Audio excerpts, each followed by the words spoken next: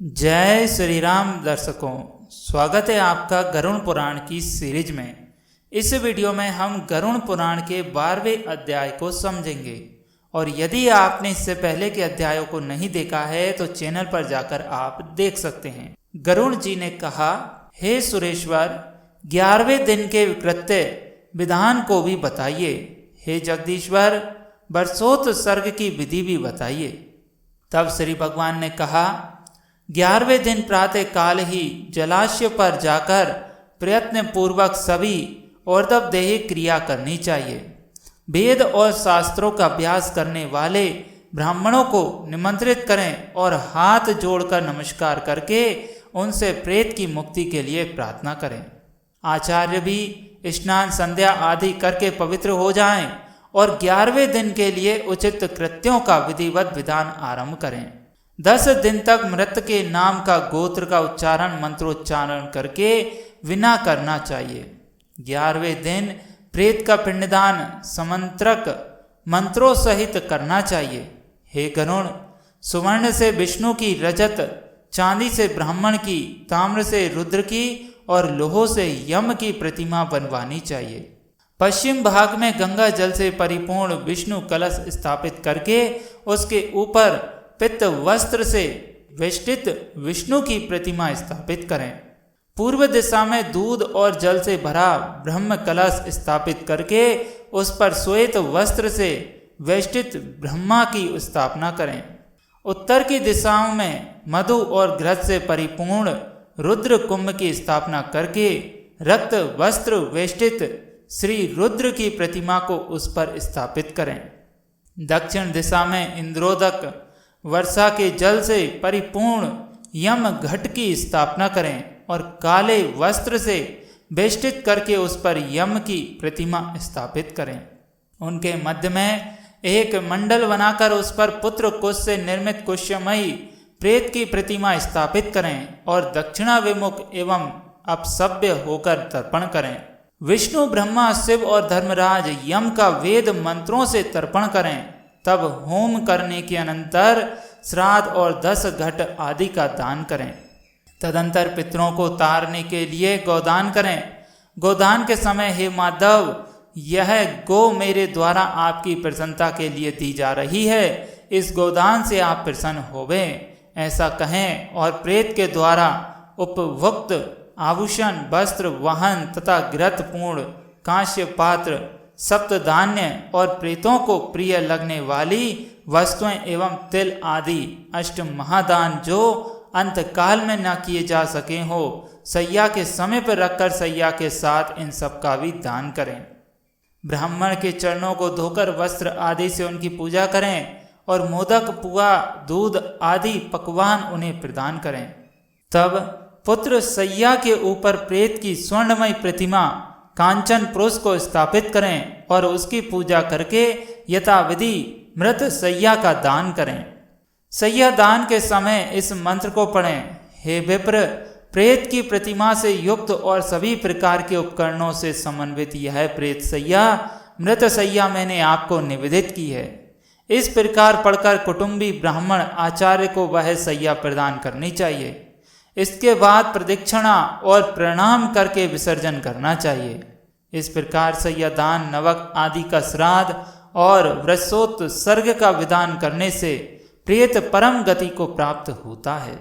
11वें दिन जो विधि पूर्वक हीन अंग वाले रोगी, अत्यंत छोटे बछड़े को छोड़कर सभी शुभ लक्षणों से युक्त वृष का विधि पूर्वक उत्सर्ग वर्षोत्सर्ग करना चाहिए। ब्राह्मण के उद्देश्य से लाल आंख वाले, पिंगल वर्ण वाले, लाल सींग, लाल गला और लाल खुर वाले, सफेद पेट तथा काली पीठ वाले वृष का उत्सर्जन करना चाहिए। क्षत्रिय के लिए चिकना और स्वर्ण वर्णमाला, वैश्य के लिए पीत वर्ण वाला और शूद्र के लिए कृष्ण वर्ण वाला वृषभ वर्षोत्सर्ग के लिए प्रशस्त माना जाता है। जिस वृषभ का सर्वांग पिंगल वर्ण का हो तथा पूंछ और पैर सफेद हो, वह पिंगल वर्ण का वृषभ पितरों की प्रसन्नता करने वाला होता है। ऐसा कहा गया है कि जिस वृषभ के पैर, मुख और पूंछ श्वेत हो तथा शेष शरीर लाख के समान वर्ण का हो, वह नील बर वृष कहा जाता है। जो वृषभ रक्त वर्ण का हो तथा जिसका मुख और पूंछ पांडुर वर्ण का हो तथा खुर और सींग पिंगल वर्ण के हो, उसे रक्त नील वृष कहते हैं। जिस सांड के समय समस्त अंग एक रंग के हो और पूंछ तथा खुर पिंगल वर्ण का हो, उसे नील पिंग कहा गया है। वह पूर्व जन्मों का उद्धार करने वाला होता है। जो कबूतर के समान रंग वाला हो, जिसके ललाट पर तिलक सी आकृति हो और सर्वांग सुंदर हो, वह बब्रू नील वृषभ कहा जाता है।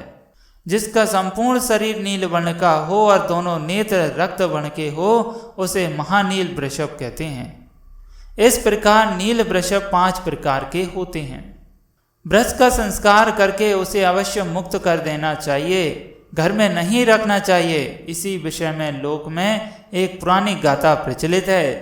बहुत से पुत्रों की कामना करनी चाहिए ताकि उनमें से कोई एक गया जाए अथवा गौरी कन्या का विवाह कन्यादान करे, नील वृष का उत्सर्ग करे, और जो पुत्र वर्षोत्सर्ग करता है और गया में श्राद्ध करता है, वह पुत्र है, अन्य पुत्र विष्टा के समान है।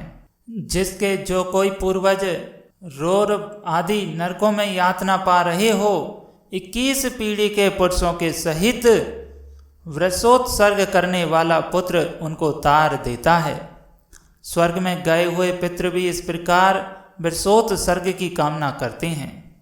हमारे वंश में कोई पुत्र होगा जो वृषोत्सर्ग करेगा, उसके द्वारा किए गए वृषोत्सर्ग से हम सब परम गति को प्राप्त होंगे। हम लोगों को सभी ज्ञानों में, यज्ञों में श्रेष्ठ वृषज्ञ वर्षोत्सर्ग मोक्ष देने वाला है। इसीलिए पितरों की मुक्ति के लिए यथोक्त विधान से सभी प्रयत्न पूर्वक वृषज्ञ वर्षोत्सर्ग करना चाहिए। वर्षोत्सर्ग करने वाला ग्रहों की तदत्त मंत्रों से स्थापना और पूजा करके होम करे तथा शास्त्र अनुसार वृषभ की माता गौओं की पूजा करे। बछड़ा और बछड़ी को ले जाकर उन्हें कंकड़ बांधें और वैवाहिक विधान की विधि के अनुसार स्तंभ में उन्हें बांध दें। फिर बछड़ा और बछड़ी को रुद्र कुंभ के जल से स्नान कराएं, गंध और माल्य से सम्यक पूजा करके उनकी प्रदक्षिणा करें। तदंतर वृषभ के दक्षिण भाग में त्रिशूल और वाम पास सर्व में चक्र चिन्हित करें। तब उसे छोड़ते हुए हाथ जोड़कर पुत्र इस मंत्र को पढ़ें। पूर्व काल में ब्राह्मण के द्वारा निर्मित तुम वृषभ रूपी धर्म हो, तुम्हारे उत्सर्ग करने से तुम भवांड बसे पार लगाओ। इस मंत्र से नमस्कार करके बछड़ा और बछड़ी को छोड़ दें। भगवान विष्णु ने कहा है कि इस प्रकार जो व्रतोर्ग करता है, मैं सदा उसे वर प्रदान करता हूँ और प्रेत को मोक्ष प्रदान करता हूँ। अतः व्रतोत्सर्ग कर्म अवश्य करना चाहिए। अपनी जीवितावस्था में भी व्रतोत्सर्ग करने पर भी वही फल प्राप्त होता है और पुत्रहीन मनुष्य तो स्वयं अपने उद्देश्य से व्रतोत्सर्ग करके सुखपूर्वक परम गति को प्राप्त करता है। कार्तिक आदि शुभ महीने में सूर्य के उत्तरायण होने पर शुक्ल पक्ष अथवा कृष्ण पक्ष की द्वादशी आदि तिथियों में सूर्य चंद्र ग्रहण के काल में पवित्र तीर्थ में, दोनों अयन संक्रांतियों में, मकर कर्क में और विषुवत संक्रांतियों में मेष तुला में वृषोत्सर्ग करना चाहिए। शुभ लग्न और मुहूर्त में पवित्र स्नान में समाहित चित्त होकर विधि जानने वाले शुभ लक्षणों से युक्त ब्राह्मण को बुलाकर जप तप होम तथा दान से अपनी देह को पवित्र करके पूर्वोक्त रीति सभी होम आदि कृत्यों का संपादन करना चाहिए। सालक राम की स्थापना करके वैष्णव श्राद्ध करना चाहिए। तदंतर अपना श्राद्ध करें और ब्राह्मणों को दान दें। हे पक्षिन, अब पुत्रवान अथवा पुत्रवान जो भी इस प्रकार व्रतोत्सर्ग करता है, उस व्रतोत्सर्ग की उसको सभी कामनाएं पूर्ण होती है। अग्निहोत्रादि यज्ञों से और विविध दानों से भी गति नहीं होती जो व्रतोत्सर्ग से प्राप्त होती है। बाल्य अवस्था, कौमार, पौगंड, यौवन और वृद्धावस्था में किया गया जो पाप है, वह सब बरसोत सर्ग नष्ट हो जाता है, इसमें संशय नहीं है। और मित्र दोही, कृतज्ञ, सुरापान करने वाला, गुरु पत्नी गामी, ब्रह्म हत्यारा और स्वर्ण की चोरी करने वाला भी बरसोत सर्ग से पाप मुक्त हो जाता है। ये लोग महापापी कहे गए हैं। इसलिए हे ताक्षर्य, सभी प्रयत्न करके बरसोत्सर्ग करना चाहिए। और तीनों लोक में बरसोत्सर्ग के समान कोई पुण्य काल नहीं है।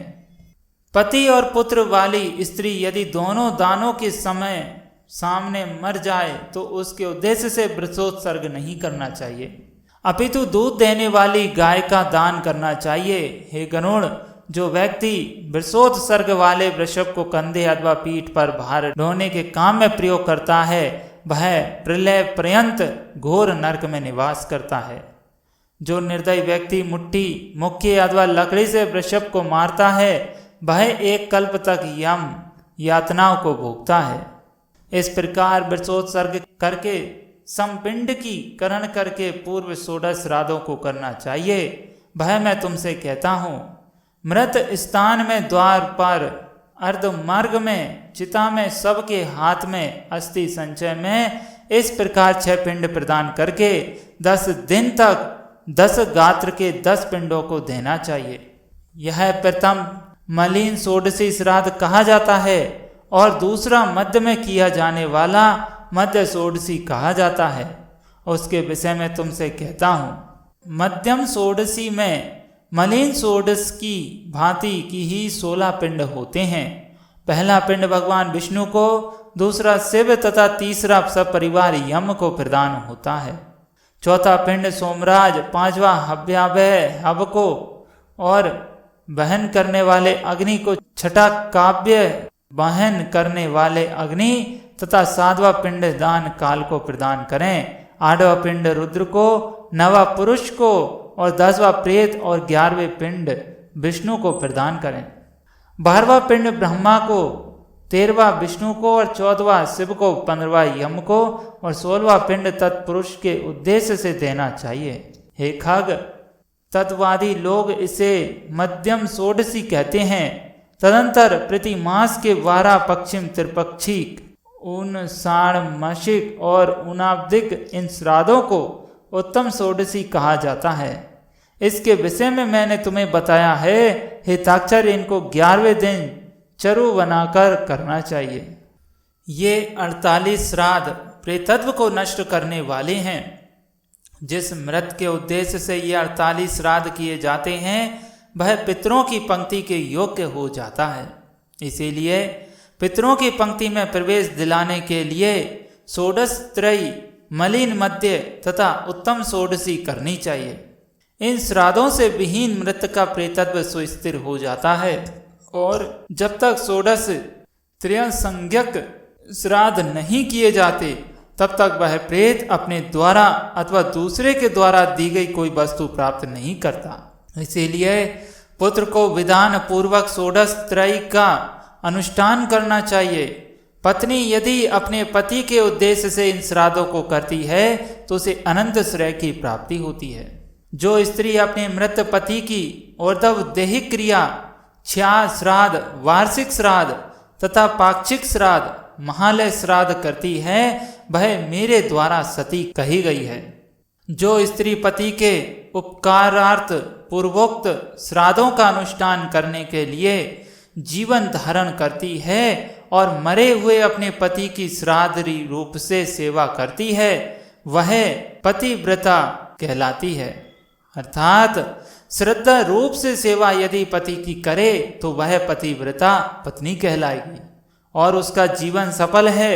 यदि कोई प्रमाद से आग से जलकर अथवा जल में डूबकर मरता है, उसके सभी संस्कार यथाविधि करने चाहिए। यदि प्रमाद से, स्वेच्छा से अथवा सर्प के द्वारा मृत्यु हो जाए तो दोनों पक्षों की पंचमी तिथि को नाग की पूजा करनी चाहिए। पृथ्वी पर पीटी से फर्ण की आकृति वाले नाग की रचना करके श्वेत पुष्पों तथा सुगंधित चंदन से उसकी पूजा करनी चाहिए। धूप दीप देना चाहिए तथा तंडुल और तिल चढ़ाना चाहिए। कच्चे आटे का नैवेद्य और दूध अर्पित करना चाहिए। शक्ति के अनुसार सुवर्ण का नाग और गौ ब्राह्मण को दान करना चाहिए।